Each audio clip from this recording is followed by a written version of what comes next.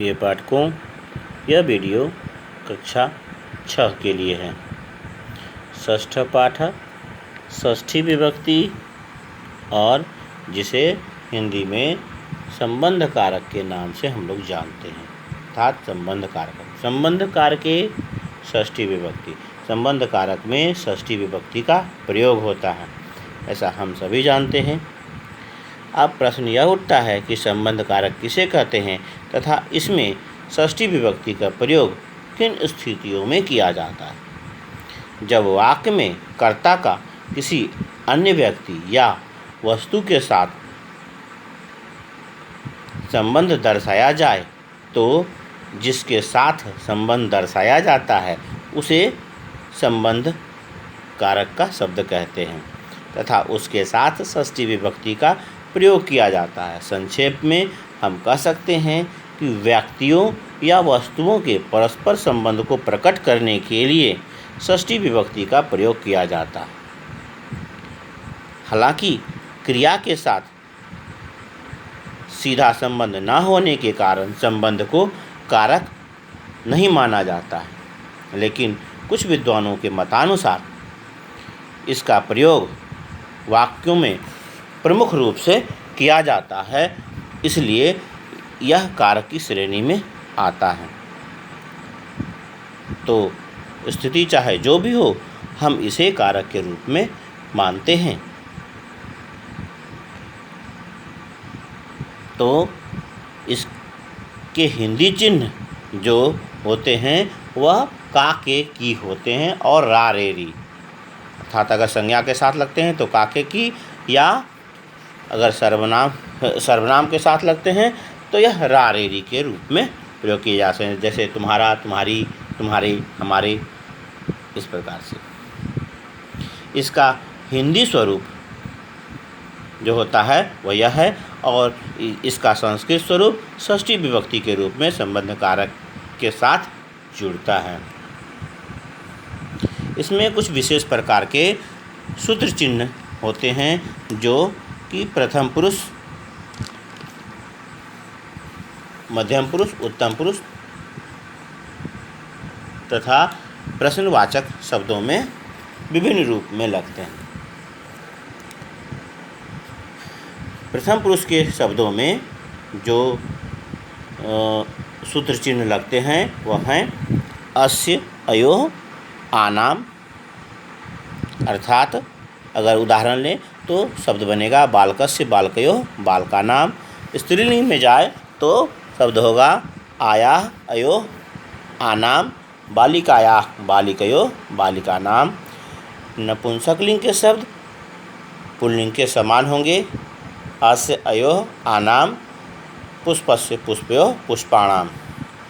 अब सर्वनाम में जाएं, तत्शब्द लें तो इसमें भी पुल्लिंग में होगा तस्य, तयोः, तेषाम्। स्त्रीलिंग में शब्द बनेगा तस्याः, तयोः, तासाम्। और नपुंसकलिंग में शब्द पुल्लिंग की भांति तस्य, तयोः, तेषाम् होगा। और किम प्रश्नवाचक शब्द में जाए तो उसमें शब्द बनेगा पुल्लिंग में कस्य, कयोः, केषाम्। स्त्रीलिंग में शब्द होगा कस्याः, कयोः, कासाम्। और नपुंसकलिंग में पुल्लिंग की भांति कस्य, कयोः, केषाम् शब्द बनेगा। अब उभयलिंगी शब्दों को लें, अर्थात युष्मत् और अस्मत्, अर्थात मध्यम पुरुष और उत्तम पुरुष के शब्द। तो युष्मत् में शब्द होगा तव युवयोः युष्माकम्, जिसका मतलब होता है तुम्हारा, तुम दोनों का, तुम लोगों का। और अस्मत् शब्द रूप जिसका मतलब होता है मेरा, हम दोनों का और हमारा, यानी मम आवयोः अस्माकम्। षष्ठी विभक्ति में जो कुछ वाक्य उदाहरण के रूप में इस पाठ में दिए गए हैं वह अनुवाद के साथ इस प्रकार हैं, जिसमें अध्यापिका कहती है एषः स्यूतः अस्ति, यह बैग है। एषः कस्य स्यूतः, यह किसका बैग है। राधा कहती है अध्यापिके एषा मृदुलस्य अस्ति, यह मृदुल का है। फिर अध्यापिका कहती हैं स्यूतं मृदुलाय यच्छामि, बैग मृदुल को देती हूँ। फिर अध्यापिका पूछती हैं कि एतत् पुस्तकं कस्याः अस्ति, यह पुस्तक किसकी है, अर्थात किस लड़की की है। तो मृदुल कहता है एतत्तु रमायाः पुस्तकम् अस्ति, यह तो रमा की किताब है। अहम पुस्तकम रमायै यच्छामि, मैं किताब रमा को देता हूँ। फिर अध्यापिका पूछती हैं एषा अभ्यास पुस्तिका कस्य अस्ति, यह अभ्यास पुस्तिका अर्थात नोटबुक किसका है। तो कृतिका कहती है अभ्यास पुस्तिका मम अस्ति, अभ्यास पुस्तिका मेरी है। स्वीकरोमि, स्वीकार करती हूँ। इसके बाद नीचे कुछ निबंधात्मक वाक्य हैं जो एक दूसरे से जुड़े होते हैं। कृषकः अस्माकं देशस्य पोषकः अस्ति, कृषक अर्थात किसान हमारे देश का पोषक यानी हमारा पोषण करने वाला है। अतः